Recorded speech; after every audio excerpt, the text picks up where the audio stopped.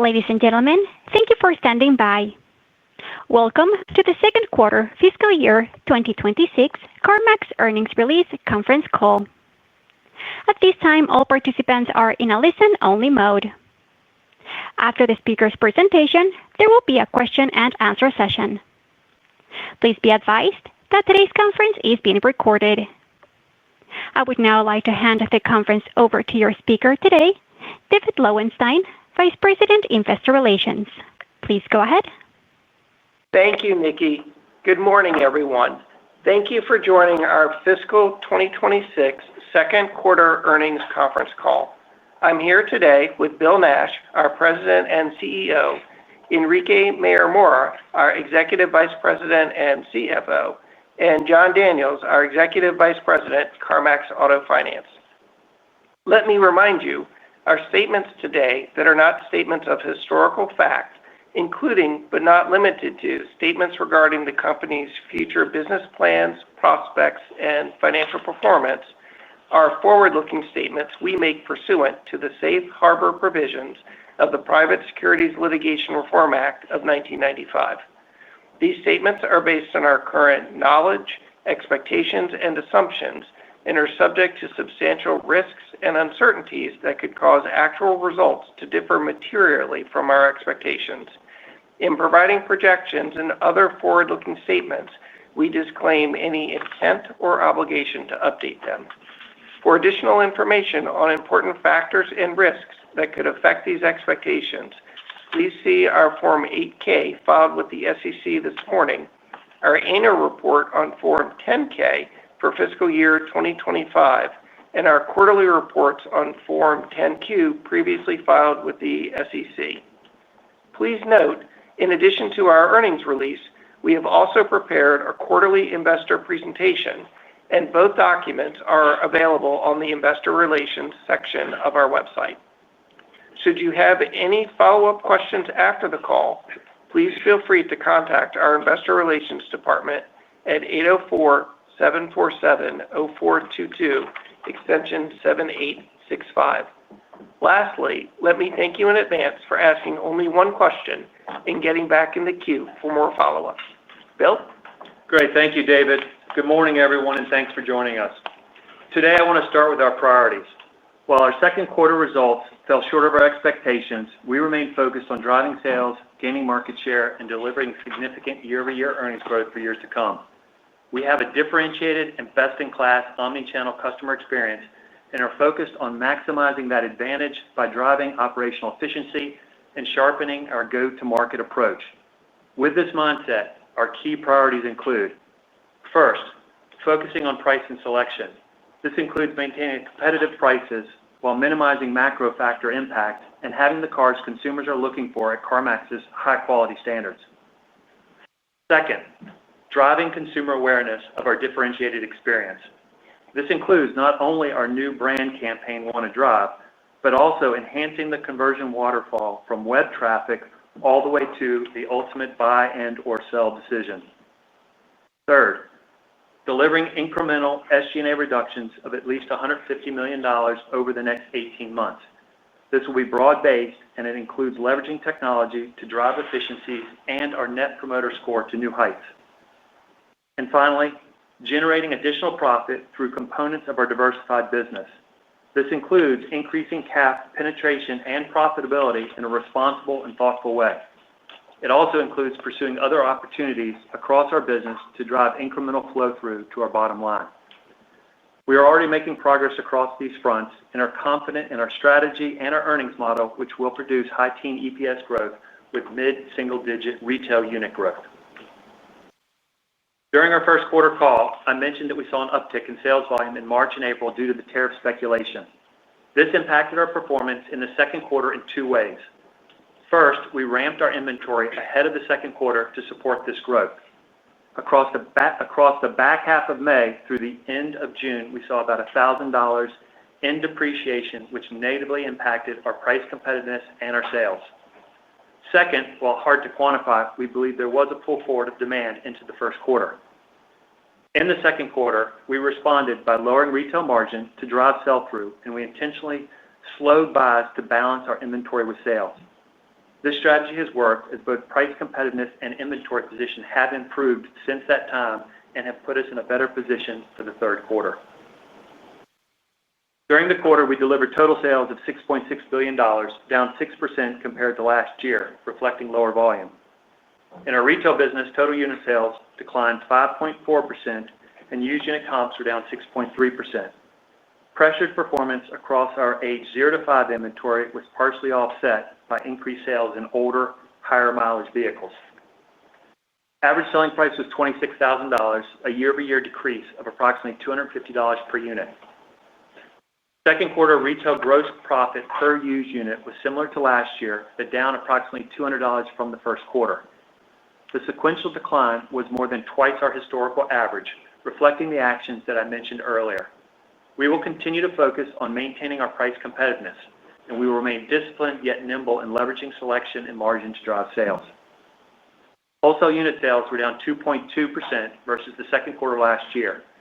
Average wholesale selling price increased approximately $125 per unit to $7,900, and wholesale gross profit per unit was historically strong and similar to last year.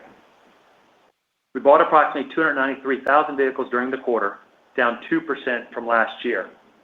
We purchased approximately 262,000 vehicles from consumers, with more than half of those buys coming through our online instant appraisal experience. With the support of our Edmund sales team, we sourced the remaining approximately 31,000 vehicles through dealers, which is slightly up from last year. This quarter's buy performance is a direct result of our decision to pull back offers to right-size inventory. We are no longer intentionally slowing buys and expect to see year-over-year improvement in the third quarter. At the end of August, we launched our new Wanna Drive brand positioning campaign that brings to light our unique omnichannel experience. Our Net Promoter Score is the highest it's been since we rolled out our digital capabilities nationwide, driven by record high satisfaction among customers purchasing online as well as those using our omnichannel experience. Wanna Drive spotlights this unique offering, empowering customers to buy their way with the clarity, confidence, and control to navigate the journey on their terms. Wanna Drive appears across TV, streaming, social, digital, and audio, and represents the first phase of a sustained multi-phase strategy. This approach, which we will complement with increased advertising spend, demonstrates our commitment to long-term brand investment that supports our growth objectives. As previously discussed, we've been focused on driving SG&A efficiencies. We're pleased with our progress so far and have line of sight to at least an incremental $150 million in SG&A reductions over the next 18 months. This does not impact our growth strategy as we will continue to invest in initiatives that position us for the future. Later, Enrique will comment on the anticipated scope of our efforts and the likely timing. At this time, I will now turn the call over to John to provide more detail on CarMax Auto Financing and our continuing focus on full credit spectrum expansion. John? Thanks, Bill, and good morning, everyone. During the second quarter, CarMax Auto Finance originated over $2 billion, resulting in sales penetration of 42.6% net of 3-day payoffs, which was 60 basis points above last year. The weighted average contract rate charged to new customers was 11.2% versus 11.4% last quarter and reflects downward rate testing executed within the quarter. While CAF's full quarter increase in penetration appears modest, we believe the tariff pull forward in Q1 negatively impacted CAF's share during the early part of the quarter. Since the beginning of the fiscal year, we have made underwriting adjustments that translate to 100 to 200 basis points of growth, but the full realization of this growth can be impacted by non-controllable factors such as customer credit mix and partner lender behavior. It is important to note that more than half of the impact from these adjustments comes from recaptured Tier 1 segments, but with additional criteria overlaid to reduce risk, while the remainder comes from within the top half of the Tier 2 space, which we have been testing over the past year. Third-party Tier 2 and Tier 3 penetration in the quarter combined for 23.8% of sales versus 24.4% last year, as CAF's growth had an impact on partner volume. CAF income for the quarter was $103 million, down $13 million from FY25. Net interest margin on the portfolio was 6.6%, up over 50 basis points from last year and relatively in line with last quarter.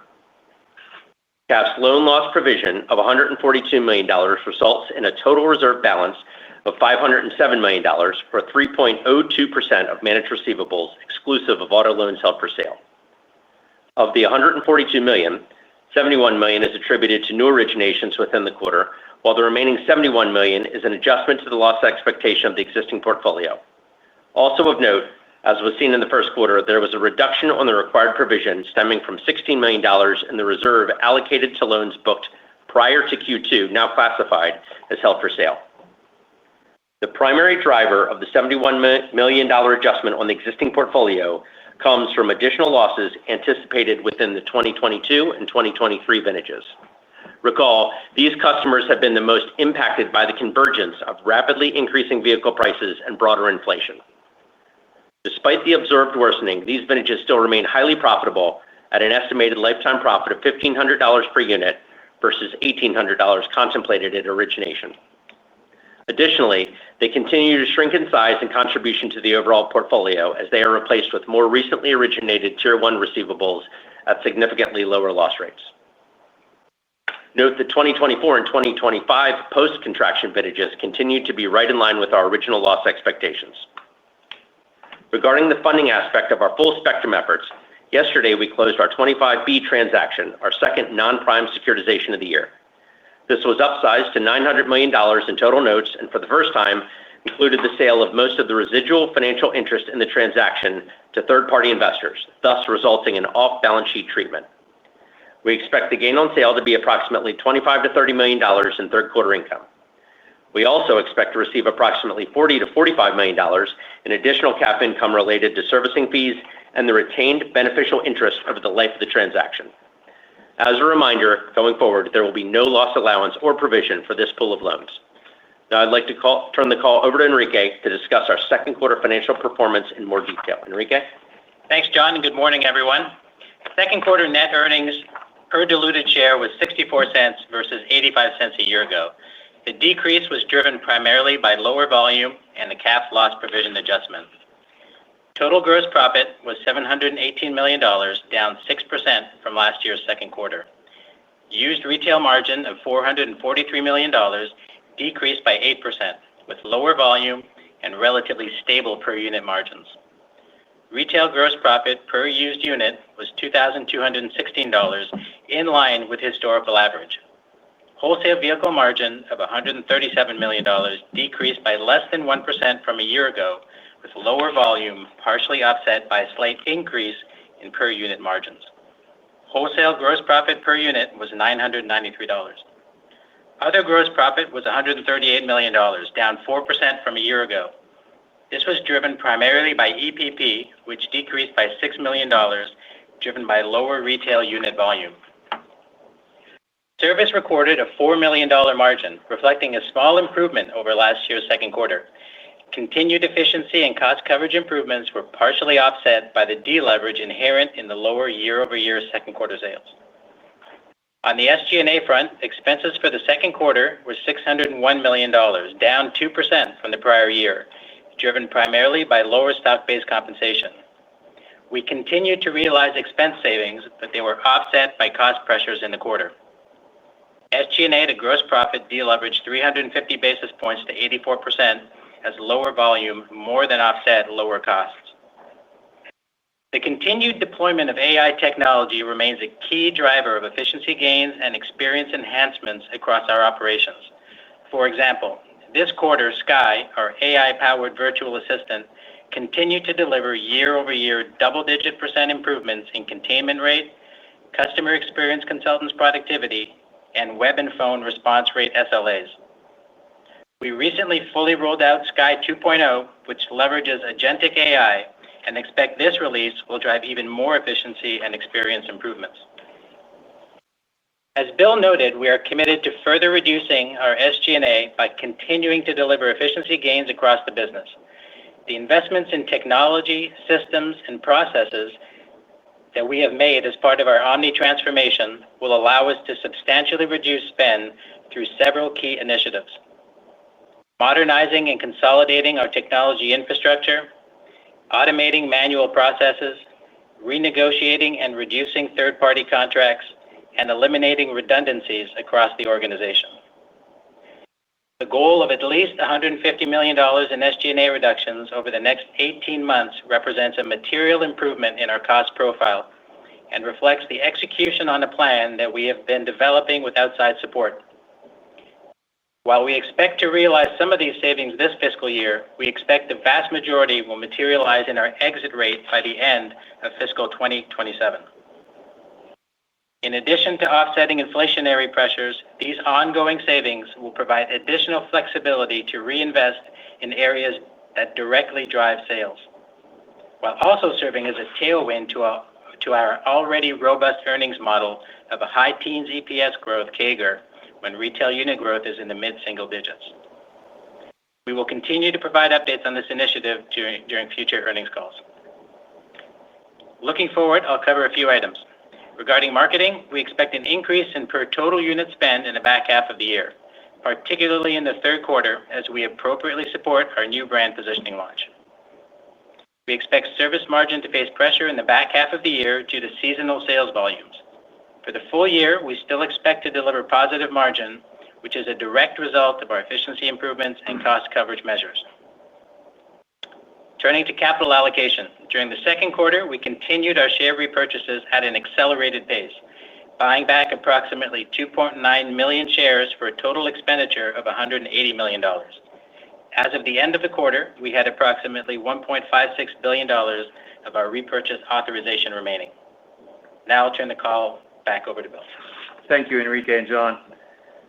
Our customer-centric car buying and selling experience is a key differentiator in a very large and fragmented market and positions us well for the future. We are intently focused on driving this differentiated and best-in-class experience and doing so with greater efficiency. As you heard from us today, we're actively executing on our key priorities, which include driving sales, advancing innovations to improve customer and associate experiences, bolstering our marketing efforts, increasing company-wide efficiencies, and expanding CAF participation across the credit spectrum. All of these priorities will give us added flexibility and strengthen us for the future. With that, we will be happy to take your questions. Operator? Thank you. And at this time, if you would like to ask a question, please press the star and 1 on your telephone keypad. You may withdraw your question from the queue by pressing star 2. Once again, to ask a question, please press the star and 1 on your telephone keypad. Your first question comes from the line of Brian Nagel with Oppenheimer. Please go ahead. Your line is open. Hey guys, good morning. Good morning, Brian. So the first question I want to ask, just with regard to used unit sales. So Bill, if I heard you correctly, it seemed like the most disruptive factor here in fiscal Q2 was, now was a clearer or pull forward in demand, into the fiscal first quarter. So the question I have is, are there numbers you can give us to size that better, that disruption? And then, as you look through the quarter, I know you typically don't discuss, sales trends of the quarter, but, following, that pull forward impact, I mean, has the business or have sales got back to a more normal run rate, and what is that? Yeah, so Brian, first of all, like I said, it's actually, we think, two factors, and I put the other factor probably first, because it is hard to quantify exactly how much each one is. But my commentary around buying inventory up and then seeing that depreciation happen, I would say that is probably the most impactful, and then the pull forward. But again, it's hard to quantify exactly how much each of those are. For the quarter, each month was down year over year, and each month got a little weaker throughout the quarter. Now, what I'll tell you for September and month to date is that it is stronger than the quarter and any of the months in the second quarter. But when I look at it from a year over year, it's still a little soft from a year over year standpoint. But certainly, we put ourselves in a better position with the start of this quarter, both on an inventory position as well as from a pricing standpoint. That's helpful. Could I ask a follow-up? Sure.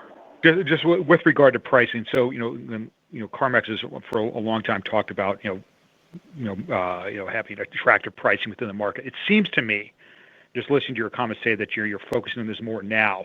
So I guess is that the case? And then the question I have is, are you seeing something in the marketplace or other competitors are getting more price aggressive that CarMax may have to change some of its stance here? Yeah, I think the pricing commentary, first of all, is you're right. We're always focused on pricing. We want to be competitive. I think in the quarter, we fell into a spot where we weren't as competitive. Again, I feel better about where we are now. And then the only other thing I would add to that is I think we just need to continue to be as nimble as possible when it comes to pricing. I mean, you saw in the quarter, we saw that $1,000 depreciation over a month period, and we started acting on it very quickly. And there's a lot that goes into that decision, as far as what do you do with your prices when you see depreciation, that kind of thing. But I think the takeaway for that I want you to hear is that we're always focused on competitive pricing, and certainly the focus as we go forward is to continue to be as nimble as possible because it's an aggressive environment out there. Right. I appreciate all the color. Thanks. Sure, Brian. Thank you. Our next question comes from Rajat Gupta with JPMorgan. Please go ahead. Your line is open. Great. Thanks for taking the question. I've just got a couple. First one on CAF. Last quarter you had mentioned that you expect CAF income to be up year-over-year for the full year. Could you give us an update on that? And if it has changed, I'm just surprised by just the magnitude of the provision pickup. Because we had your last earnings call just 2 months ago. So curious, how could it have changed so dramatically in such a short period of time? And any color there would be helpful. And have a quick follow-up on SG&A. Sure, Rajat. Appreciate your question. First, let's touch on the CAF income. Obviously, as mentioned, there's a larger provision impact this quarter. Also, we mentioned we're excited about the 25B transaction, which will yield gain during Q3. You put all that together. We did highlight that we thought there would be increase year-over-year in CAF income. I think we're going to be flat to down. Obviously, 2 more quarters to go, but flat to slightly down. But I think there's some nice trade-offs that are occurring there. Obviously, all disclaimers with how does the consumer perform, how sales come in, because that would yield provision originations for us. But hopefully that gives you a little flavor on the income cadence. Regarding provision, is certainly a fair question. I'll give a little color on what we saw for the quarter beyond what I did in my prepared remarks. So let's highlight the 22 and 23 vintages. That customer, as I mentioned, high ASP, certainly a higher APR environment, higher overall payment they were seeing. They come into the purchasing cycle with excess cash from COVID. And they hadn't fully experienced inflation yet. So we had a lot to learn about that customer. Initially, we saw some, again, we're coming off of incredibly low trough loss rates of 19, 20, 21 vintages. So hard to gauge how those 22 and 23 vintages were going to perform. We saw an increase in losses initially, but that's not surprising because it's coming off of trough lower vintages of those previous years. So as we watched that customer perform, we saw it and thought maybe it was a pull forward in losses. Ultimately, as we saw a little increase, so maybe a timing curve adjustment. And then we watched that customer begin to struggle and continue to struggle a little bit. We made some adjustments that we thought were very smart for the consumer and smart for us, and that has proven to be the case. And that was we adjusted our extension policy in the fall. We saw more payments come in had we otherwise not done that. So we were pleased to see that, but we had to watch that play through. We saw some of those customers coming back into delinquency and loss during Q1. It's obviously a tax time season as well, so it's a little muddied. So we did make an adjustment in Q1, and we wanted to watch it all play through. We saw some good performance initially with, again, those extensions. We wanted to see how much was going to come back in delinquency. And unfortunately, during the quarter, we saw more revert back to delinquency and loss. That being said, we've made a significant adjustment this quarter, as you see. We made what we would say a sizable adjustment last quarter. I think we have a much better handle on where these guys are going to land because we've watched these extensions play through almost completely at this point. Also, if you look at the totality of those vintages, you're about 2/3 of the way through those vintages. So there's about a third left. So it's really going to ultimately, play through. There's more to come, but it really has played through.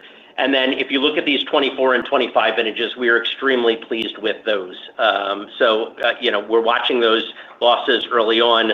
We're now 12, 15 months through there, and that stuff is right on the mark from what we expected. So, hated to have to make an additional adjustment. I think there were a lot of confounding factors that had to play out. We feel like we have a much better understanding of them. And then I'll end with, Again, just as a reminder, these things are incredibly still profitable. $1,800 versus was maybe what we anticipated, $1,500 because of these loss adjustments. Roughly $500 million we're going to achieve in lifetime value across the 22 and 23 vintages. A lot to say there because I wanted to explain what was going on there, but hopefully that answers your question. That's helpful color. And just on the SG&A, could you elaborate a little bit more on the areas of cost reductions? I'm curious because it seems to me that a lot of these might be tied to the omni-channel support functions because you've already gained good productivity on your in-store salespeople. I'm curious, should investors be worried that these actions might hurt your ability to recover some of the share loss that we have seen? I'm curious, how do you balance those two? Yeah, absolutely. And also, what's the offset from the pickup in advertising? Thanks. Yeah, no, absolutely, Rajat, and I'll jump into it. We do not think it's going to impact our growth strategy. As I noted in my prepared remarks, our investments in technology, systems, and processes are really going to allow us to rationalize our costs. So very specifically, I'll give you some examples. So we have a stronger ability to retire legacy systems.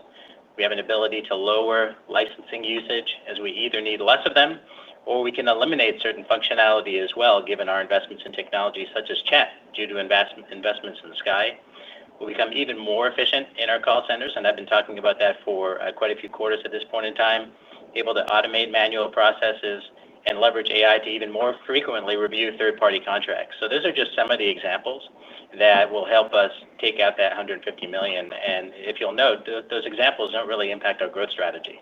And part of our thinking as well is that there is a portion of these savings, and again, it's $150 million, at least $150 million, that we do expect to direct back to investments that have a direct tie with sales, such as an example this quarter would be marketing. We are going heavier up in marketing, appropriately so, to support our new brand positioning, and that'd be an example of something that we're going to go invest in. I do think it's important to remember, right, that we had been in investment mode as we transformed our company into an omni-retailer. Well, once you're done with that, the next step really is to optimize and then rationalize that spend, and that's where we are. It's not a net $150 million reduction. Is there a net number that you can give us? Yeah, so it's going to be net of any ongoing SG&A expenses to accomplish that number, but it's not net of any kind of one-time charges that we may end up having to incur. But it is net of ongoing expenses to realize those savings. No, I meant net of investment in other areas like advertising and other sales initiatives.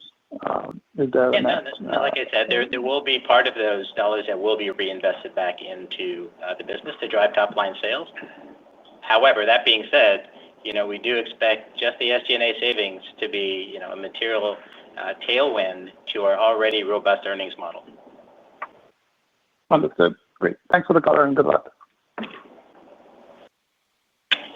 Thank you. Our next question comes from Sharon Zackfia with William Blair. Please go ahead. Your line is open. Hi, good morning.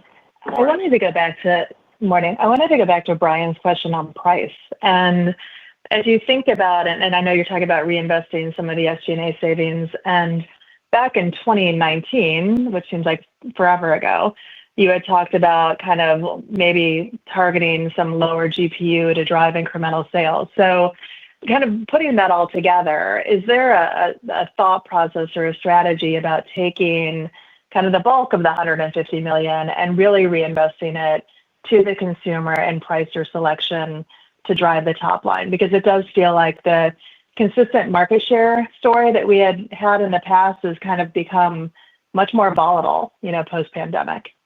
Yeah, Sharon, I think you're thinking about it the right way, but I would expand on it a little bit. I mean, the $150 million in SG&A reductions, as Enrique pointed out, some of that we will reinvest directly back into things of driving sales. The other piece I would tell you, which is another reason why we're focused on it, the key priority, is just being able to generate additional profit from other parts of the business, because that also gives you flexibility and allows you to reinvest some of that in pricing. So again, I think it goes back to Brian's initial question, is that we want to be as nimble as possible, make sure that we're as competitive as possible, and we feel like we're going to have several levers to be able to do that. Bill, can I just follow up? Do you think there's price elasticity of demand that if you were more aggressive on price, you could stimulate sales in a profit-accretive way? Yeah, look, there's always elasticity when it comes in. We've talked about this before. We know pretty much because we're constantly testing, when you take prices down a certain dollar amount, we know what you get for that. What you have to think, the way we think about it is that when you look at the price elasticity, there's a lot of things that go into that equation. So, for example, your variable expenses. So the better that you're doing in your variable expenses, it makes that equation easier. The capacity of your operational workforce. Are they at the capacity? Are they not at the capacity? Are you having to pay people for unproductive time? Your ancillary profit attachment, how well we're doing on things like ESP or finance. So there's a lot of things that we look at to decide, okay, does this make sense? And that equation changes depending on the market factors. I mean, even without taking some of those things in, the elasticity will change just given what competitors are doing. So we will continue to be nimble. We will continue to make improvements in some of these other factors because, again, that makes the elasticity pay off. Okay, thank you. Sure, thank you. Thank you. Our next question comes from Chris Bottiglieri with BNP Paribas. Please go ahead. Your line is open. Hey, guys. Two questions on credit for me. So the first one is, can you elaborate on the servicing fee of $45 million? I would think there's probably some servicing costs to achieve that servicing revenue. Just wondering if you'd help us think through the costs since the receivables won't be on the balance sheet, but the expenses will be. And then bigger picture question on credit. Like, you guys are normally really conservative, really prudent guys historically. You're kind of pushing into deep subprime now. The market's, I think beyond your control is getting a little bit weaker. Just want to kind of test your resolve. Like, how committed are you to pushing into subprime right now, just given the macro backdrop? Is it something you're going to pull forward into regardless, or if macro keeps worsening, are you going to maybe hit the brakes for a little bit? Yeah, I'll start off and then I'll pass it over to John. I just want to clarify something on deep subprime. John in his comments talked about going in really the top half of what we call the tier 2. So, we're not talking about deep subprime. So I just want to have some clarification there. And then, John, I'll let you add just to that end to the first part of the question. Yeah, Bill kicking me under the table because he wanted that one. Yeah, I mean, we want to make that very clear. I mean, it is not deep. It is not deep subprime at all. Again, we have been in tier 3 space, and we have experience there and all that. But again, we're trying to be very prudent, to your point, Chris, of how we go down when we go down. Now, make no mistake, there is money to be made there. We have partners that make tremendous profits there. You need to price it right, provision correctly, service it correct. We believe we're learning how to do that. So, but yeah, I wouldn't characterize it as deep subprime. There's a lot of penetration to be gained as we inch our way down there, no doubt about it. To your first question on the expenses, just to step back, because I'd like to take the opportunity to speak to the overall program. Again, we are super excited because it ties to the first question, the full spectrum nature. We have laid out a plan, and I think we have gone after that plan. First, it was, hey, we're going to bifurcate our securitization program. We've done that. We've executed multiple deals now there. We said we were going to recapture volume in tier 1 and expand into tier 2. Again, we're being very prudent about that. Then we announced that we plan to do a deal where we were actually going to sell the futures residual interest in that deal, and we've done that very, very successfully. So we are super pleased. This was supposed to give us flexibility, obviously, give us insight into what a deal like this looks like, and we've, I think, hit on all of those. That being said, we've enjoyed the gain. We'll enjoy the gain that we're going to see at $25 to $30 million, and you highlight. We also referenced the additional value to be gained on the servicing side, and again, future interest there. On the expense there, yes, there is a little additional volume to be gained from the servicing side. There is a cost to us, but yes, we will make additional value there. Enrique, anything you want to add? Yeah, and Chris, you'll see the servicing income. It'll be broken out in the cap contribution line, so you'll get a good view of that kind of on go forward reporting. Meanwhile, the servicing costs will be embedded in kind of your cost of your business, right? And so that's how it'll be reported, and you'll see that moving forward. Yeah. And the 40 to 45 also includes retained. Some retained also the income from the 5% retention as well, the 5 and 5. So we expect that'll continue as well. So all in all, like John mentioned, we're really pleased with the deal and the execution of the deal out there, and really proud of the teams in getting that done. And as John mentioned, this just fits our overall strategy, and we are executing on that strategy. Gotcha. Okay. Is most of the income coming from the beneficial interest or from the servicing fees? Is there a way to mention that a bit at all? Yeah, it's coming from kind of a mix. Yeah, it is. Okay. Thanks for clarifying this up, Ron. You did say that prepared marks. I probably misspoke there. So thanks for clarifying that. Yep. Thank you. Our next question comes from David Bellinger with Mizuho. Please go ahead. Your line is open.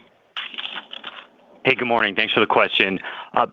Can you help us walk down the path back to positive unit comps and what the timeline could be there? And Bill, you mentioned the aggressive environment. So maybe if we take this up to the industry level, is the used car market just getting materially worse in your view? Or are there some macro cracks forming with these CAF adjustments or any other signals of a more strained consumer? Or do you think this is more of a competitive element here in Q2 versus other players in the sector and something that you guys have to invest against going forward? Just help us piece all that together. Yeah. So, when I say aggressive environment, I wouldn't say it's necessarily more aggressive than last quarter. It's been aggressive for a while. I think, on the strained consumer, look, I think we are seeing where consumers, especially your mid to high FICO customers, they seem to be sitting on the sidelines a little bit. And we just measure that by just pure app volume. I think we're seeing that with, it's a little bit of a headwind in September, but that's not unique to us. We've talked with our finance partners, and they're seeing something similar. So, again, I think, and even that, consumers been distressed for a little while. I think there's some angst because the consumer sentiment isn't great. But again, I think we've put ourselves in good shape, and I think the priorities that we're focused on will continue to pay dividends. As I think about the full year, we set out this year to gain market share. And look, through the first half of the year, we feel good about it. Through the calendar June, which is where we have data through, I would just caution people when you're looking at June, July, and August, it's tough on a year-over-year comparison just because of the CDK outage last year. But we're not backing off of our stance of we started this year going after market share, and at this point, I don't see a reason why we would back off that. We expect to gain market share for the full year. So hopefully that adds a little color. Yeah, David, I'd love to just jump in on the consumer just to highlight a few things. Again, the cracks, as you said. Look, I think there's something incredibly unique about the 2022 to 23 consumer, and it is an industry issue. You look at other lenders out there, they would tell you those are some tough vintages. It's kind of the perfect storm of high ASP and probably an overconfident consumer coming in with they think they have plenty of cash. They get hit with inflation. If you look at the 24 and 25 consumer, they're just more eyes wide open walking in the door. Prices have come down a little bit. Their interest rates have come down a little bit. Typically, people that buy in a more stressed environment perform usually better. Now, again, we think we have reserved. We watch very carefully how those guys are performing, and we know they might perform worse than maybe pre-COVID. But yeah, I think that 24, 25 consumer is going to just be a better one. Yeah. So I think to your point, David, there's a second quarter kind of event. That would be a second quarter event, truing that up, but we feel good about where we stand on that. We know that that's getting to be less and less of a population. As John said, the extensions are kind of back in, and that's really what this was to clean up on. So we feel good about where we are there. Great. Very helpful. Thank you. Thank you, guys. Thank you. Thank you. Our next question comes from Scott Ciccarelli with Truist. Please go ahead. Your line is open. Hey, good morning, guys. This is Josh Young on for Scott. So as we think about the slowdown in sales here, is it a function of you just aren't getting people into the top of the funnel, or is it more you get them in there, but then they're kind of falling out of the bottom? Just any color on how you guys are thinking about that would be helpful. Yeah, no, look, our web traffic is up year over year. Our conversion, as you go down the funnel, is actually improving. I would say the biggest opportunity, and some of it I think we can control, and some of it we can't control. And that's really kind of web traffic to what we call a selling opportunity. Does the customer do something that we can then, kind of start the process versus just folks that have come to the website that are just, viewing cars. Some of it is going to be that we can't control because there's going to be some folks that are just they're window shopping. Others, I think we can control, and just how well we do in the presentation on that first initial glance, how we make the website stickier up at that top of the funnel. So I think it's a little bit kind of macro, but I think there's absolutely some improvements we can make. Got it. That's helpful. Thanks. Sure. Thank you.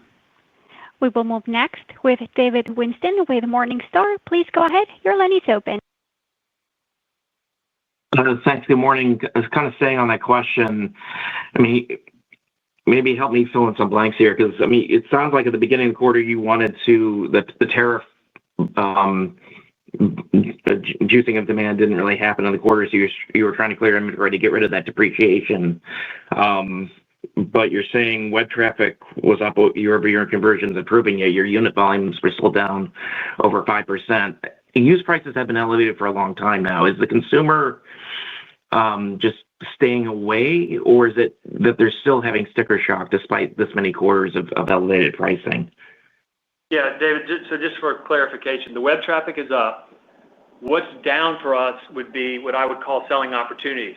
Once we have a selling opportunity, the conversion, we're actually seeing some good improvement in conversion just down through the rest of the funnel. So the opportunity really is when a customer hits our website, actually getting them to do something on the website. And again, some of that I think is in our control, some of it is not in our control. You're just going to have folks that are coming in there and realize, well, either they're just looking or they're not ready to buy. So that's kind of the clarification of your question between, well, your traffic's up, your conversion up, why aren't you seeing more sales? That's why. And again, I would say not all traffic is considered the same. A 780 comes through the door versus a 580 comes through the door. They convert at tremendously different rates. Yeah. And high quality is down even at the very high end of prime, right? Well, yeah, what we're seeing is that the higher FICO customers, the app volume is down. So, and that's a core customer of ours. And really you're seeing that kind of, and John, keep me honest on that, you're probably seeing it probably 600 and above is probably down. Certainly at the high end, I think the one area that's maybe not down is probably low FICO, 550 and below. Right. And I think, again, I don't think we're alone there. We can talk to other lenders, other dealers. You can see it in the credit bureaus. It's apparent. Okay, thanks, guys. Thank you. Our next question comes from Jeff Lick with Stephens Inc. Please go ahead. Your line is open. Good morning. Thanks for taking my question. Bill, I was wondering if we could talk about the concept of the reserved inventory that you guys do. My understanding is it's at the most 7 days. It's usually around 7, but not always 7. But our records or just our analysis shows that roughly about 40% of your inventory at any given time online is reserved, and it appears that let's just take a unit that is probably attractive because someone's reserving it, so someone else who wants it doesn't see it, or it's at the back of the queue. I'm wondering your thoughts there, in terms of how that's affecting sales and if that's a policy you're looking at changing. Yeah, no, look, I think there's both reserve inventory and there's inventory that can't be transferred. I think the reserve inventory generally is inventory that has a customer that's basically interested in that inventory. And that's obviously when you've got a customer in Richmond that's interested in a car in Pennsylvania, we think that's a huge benefit that customer can actually get that car. So that plays into our transfers. I think the only thing that we'd be looking at there from a reserved inventory standpoint is just making sure that we're being active on how long a consumer can actually hold the car or reserve the car, and that the transaction is progressing. On the vehicles that are labeled not transferred, the only reason they're not transferred at that time is because it's generally related to title issues. In some states you can sell them, so you'll see it on our website, hey, this can't be transferred because you can sell that car without a title in that state. But there's other states you cannot sell a car without the title, so we're not going to transfer that car in that case. And then once the title becomes available, it certainly can be open for transfer if it's still around. So those are the two buckets we think about that would bring just kind of your overall available inventory down. And do you, I'm assuming you won't disclose this, but in terms of the amount of sales, of the percentage of people that are reserving, I'm wondering what percent actually buy versus it goes back in. So how much of the inventory actually kind of sits out of view of the next potential buyer for 7 days? Yeah, I mean, we haven't gone into the specifics, but obviously there's, we look at the economics of that. The other thing I'd let you know is even on the reserved inventory, consumers can still express interest for it and say, hey, please let me know if this does not actually pan out with that customer. Keep in mind, when you think about the reserved inventory, a third of our sales are through transfers, and they go through the reserved inventory process. You're absolutely right. We go through an economic decision, and where we are with that is we feel really good about it. Can we add a little extra friction just to make sure that cars aren't held for reserve over 3 days? Sure, but that's a small enhancement. Okay, great. Thanks for taking my question. Best of luck. Thank you. Thank you. Our next question comes from Michael Montani with Evercore ISI. Please go ahead. Yes, hi. Just had two questions. The first question was really around the credit trends. Can you just give us some more color in terms of the progression that you saw playing out throughout the quarter? When you think about kind of delinquency rates, and then how we should be thinking, for provisions into the third quarter. The other question, let's do that and hopefully get to the other one. Sure. Yeah, appreciate the question. Yeah. If you look at delinquency rates for the quarter, there's definitely a seasonality trend that you're always going to have to observe there. You're coming out off of tax time into Q2. It ramps up. Delinquency will ramp up through the rest of the calendar year and then back down through delinquency time typically. But all in all, if you look at overall delinquency rates, we're really looking at it by vintage. We're looking at it, are they as expected? They're often not the best indicator of ultimate loss, timing of loss, what have you. But if I think broadly, through the quarter, aside from, again, those vintages that we adjusted on, as you can imagine, the delinquency trends on the newer stuff and even the older stuff that's more seasoned continued to be in line. Again, we feel very positive as we continue to put on that, again, lower risk, tightened stuff that'll perform well. Hopefully that addresses your question. And Mike, I think part of your question too was just on the kind of provision as we go forward.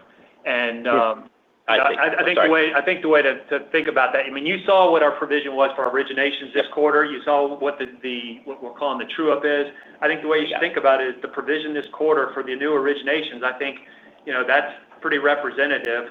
We'll just with the stuff that we're going into, it might be a little bit higher, but we feel good about the true up. So the provisions, John, and you certainly speak up, but we would expect it to be more. Yeah, you saw the $71 million this quarter. Again, you can go back and look at where we didn't have outside strips, where it was probably lean a little higher, considering that we are, again, going after a little bit lower in the credit spectrum. So that's going to require a higher upfront provision.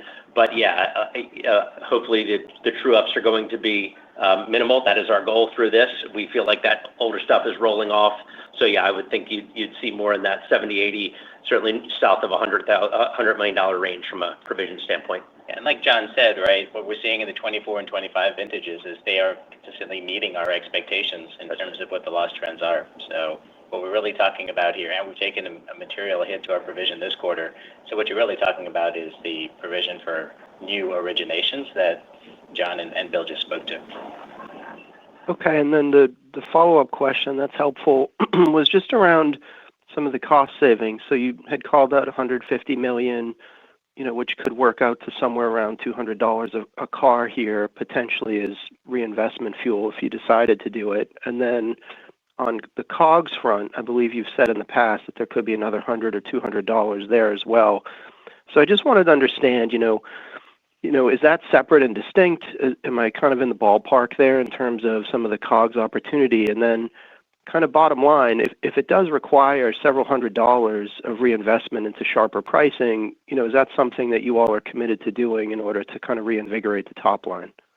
Yeah, so, okay, a lot in that question. Let me tackle the COGS and the SG&A. You're thinking about that the right way. They're separate initiatives. So on the COGS side, if you recall last year, we were going after, over a couple years, we were going after $200 in COGS savings. Last year, we actually got 125. At the beginning of this year, we actually talked about going after another 125 for this year. So we're ahead of where we thought we'd be from a $200 goal. I will tell you we're still on track for that 125 for this year, partway through the year. And that is a separate and distinct initiative versus the SG&A savings. So we don't want to get those two muddied up. To your question about, hey, if would you be willing to reinvest all of that back in to be, to make sure that you're competitive? What I would tell you is yes, but I would also tell you, I don't think that's necessary. I think that we'll be able to take some to the bottom line, absolutely, but we'll invest some of them back an appropriate amount. And as I sit here right now, I can't see a scenario where you'd have to take all that savings and put it back into price. But again, I also want you to know that we're gonna continue to be price competitive. Thank you. Thanks, Mike. Thank you. Our next question comes from Chris Pierce with Needham. Please go ahead. Your line is open. Hey, good morning. Just kind of following up on that question, I guess we've talked a lot about pricing in the quarter, pricing going forward. Is this something that, should we reset because you guys had sort of reset GPU expectations kind of higher with your performance. Does this conversation around pricing mean that investors should maybe reset GPU expectations modestly lower, or is it too soon to tell, or how kind of intertwined would those be? Yeah, no, Chris, that's a great question. And what I had said at the beginning of the year is, from a modeling standpoint, you can kind of think about year over year on a retail GPU will be similar. I also said, hey, in any given quarter, there's going to be some puts and takes, and I think that's what you're seeing here. I think we still feel comfortable for the year as a whole to use that kind of retail GPU target. But what I will tell you is, if you think about the third quarter, if you look at last year's third quarter, it was a record high. So I would expect us to certainly come off of that from last year and be more kind of in the historical range. And I think you didn't ask it, but I think you can think about wholesale being the same way on a year over year. I think you can keep that target that we talked about being very, very similar. But similar to retail, last year's third quarter wholesale was one of the strongest, probably the top 2 or 3 GPUs that we had in wholesale for a third quarter. So I would expect to come down and be more in line with kind of historical averages on that one for the quarter. Okay. Thank you for that. And then I might get my years wrong here, but at the end of 22, I believe it was calendar 2022, when you guys had too much inventory at that period in time and dealers were being more aggressive on price, and it kind of took you longer to work through because you wanted to hold margin versus pricing, and there was sort of a longer reset to your inventory levels. I just want to confirm that's sort of not what we're talking about here because of kind of your commentary around September and this being more one time, or I guess I'd just love to hear you kind of talk through that, and apologies if I got the dates wrong, given your dates don't quite line up with quarters. You actually did get the date wrong. It's really, I think what you're referring to is the big depreciation event, which we saw in calendar 23 and 24. I believe there was one in end of 23, and there were 2 in 24 that we worked through. And just to remind everyone, on those events, it was about, for each of them, it was about $3,000 in each of the event over a few months.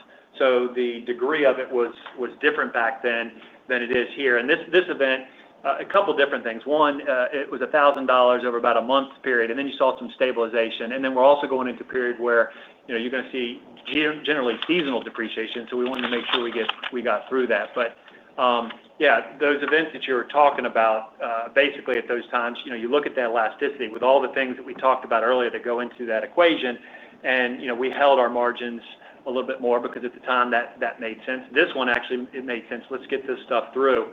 And so again, we'll tackle these things as they come up. Okay. Thank you and good luck. Thank you. Thank you. And as a reminder, it is star and 1 on your telephone keypad if you would like to join the queue. We have a follow-up from Rajat Gupta with JPMorgan. Please go ahead. Oh, hi. Thanks. Just want to follow up on CAF. Just going back to the commentary and still expecting flat to slightly down. Could you help us a little bit more on the third quarter? You're going to get the gain on sale from the $900 million, but you're also going to lose like a quarter of net interest income on that $900 million. So it almost feels like a wash. Is that the right way to think about it? Just if you could give us a little more color on how you get to still flat income, even if you have like $80 million provisions in the third quarter and maybe in the fourth quarter. It's just hard to bridge that. Thanks. Sure. Yeah, I think you've got a couple things going on there. First, yes, you've got the income, but you're going to realize that all up front, whereas again, the receivables you're going to no longer have there, you were going to gain that income over time. So that's a bit of a pull forward. Your overall NIM will be impacted. There's no doubt about that, Rajat. You're correct. But yeah, obviously when we look at the provision going out, that's a key piece of it. But again, you're bringing on higher NIM receivables as well. So I think that's helping benefit you to bring that NIM back up probably by the fourth quarter off of where you are in the third quarter. So I think all that's playing together. Yeah, I think you got servicing income, you have the 5% retention. Right. So there are things that should provide a tailwind. Yeah. And again, I'd probably say it's more slightly down. Again, a lot plays into what's the origination provision, where's the NIM, where the losses go ultimately. But yeah, I'd say probably slightly down more than flat. For the full year. For the full year. Not necessarily for third quarter. No, for the full year. So take last fiscal year, this fiscal year. That's what I'd refer to. Understood. Great. Okay, thanks for the color. Thank you. We do have another follow-up from Brian Nagel with Oppenheimer. Please go ahead. Your line is open. Okay, thanks for slipping me back in here. So my follow-up question, I think we've discussed this in the past, but did you notice anything with regard to, I'm looking at used car unit demand, anything notable with regard to kind of the different type of vehicles? I mean, was there a stronger trend, high end, low end, that type of, and did anything shift as we pushed here through the fiscal year? Yeah, I think a couple observations. I mean, I still just the industry as a total. You're seeing older vehicles. Like if you look at older vehicle registration, older vehicles being older than 10 years old. That market segment is doing better than the 0 to 10. In the first quarter, I think we kind of had a barbell effect where your under $25,000 cars were up year over year, but so were like your 40,000 plus. This quarter, pretty much everything was down. The under 25,000 was as a percent of sales was up a little bit over last year. But as far as the other ones, they were either down or a little bit flat. So you still picked up some more as a percent of sale in the under $25,000 car. And then, Bill, to that end, I know you've been merchandising different, so to say, to reflect the consumer preferences. But so as you look forward, are you pushing further into that older inventory within the system? Yeah, look, we've obviously, Brian, been focused on this. I think if we look at the what we call that value max sale, let's call it 6 years and older or more than 60,000 miles. We had a bump up in sales in that. We're up, if you look year over year, we had a nice little tick up, which means we had more of that available. I think our goal will be continue to have more of that available, but I also think that we have to make sure that there's also a good selection of later model used cars as well, because that appeals to a lot of CarMax customers also. So you can't go to, at some point you have the benefit that you get of having older, higher mileage will be offset because you don't have some of the vehicles that the core CarMax customer is looking for. So we'll walk that line. I appreciate it. Thanks. Sure. Thank you. And we don't have any further questions at this time. I will hand the call back to Bill for any closing remarks. Great. Thank you, Nikki. Well, listen, thank you for joining the call today and for your questions and your support. As always, I just want to thank our associates for everything they do to take care of each other and the customers in our communities. And we will talk again next quarter. Thank you, ladies and gentlemen. That concludes the second quarter fiscal year 2026 CarMax earnings release conference call.